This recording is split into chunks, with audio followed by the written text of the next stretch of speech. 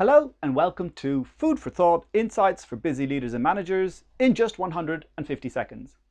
Today I'm going to talk about the Paradox of Strategic Acumen. It's one of the 12 paradoxes developed by Dr. Dan Harrison.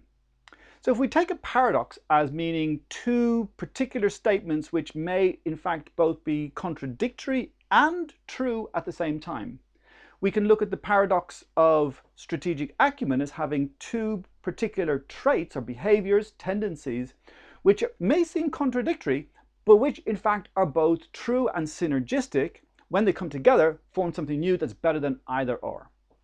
So I'd like to talk about the traits first of all, and the traits are optimistic, which is believing that the future will be bright, and analyze pitfalls, which is beginning to look at and analyze the pitfalls in a particular plan or strategy.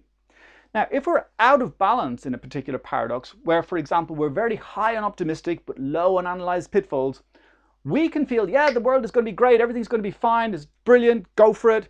But other people will see us as blindly optimistic because they can see that we're not analyzing the pitfalls, and they may be pointing things out to us that may go wrong, and we're going, no, it's all going to be fine, don't be such a naysayer, it's grand, you're just being negative, you're just being pessimistic. You've got to be cheerful, stay upbeat. But what that can do is actually make us look actually lacking in credibility and being, blindly optimistic and not really seeing the truth of the matter. Whereas if you have very high analyzed pitfalls and low optimistic, you could actually end up being quite pessimistic and skeptical.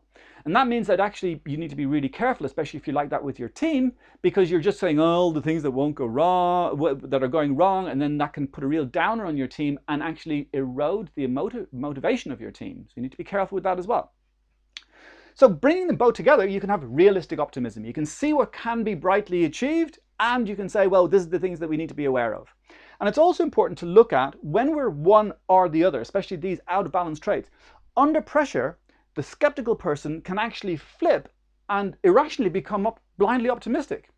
And that's irrational behavior. And then also the blindly optimistic person can actually fall into becoming really doubtful and totally skeptical. And that's also irrational behavior. So think of where you are, where your team is, and how you can be more realistically optimistic.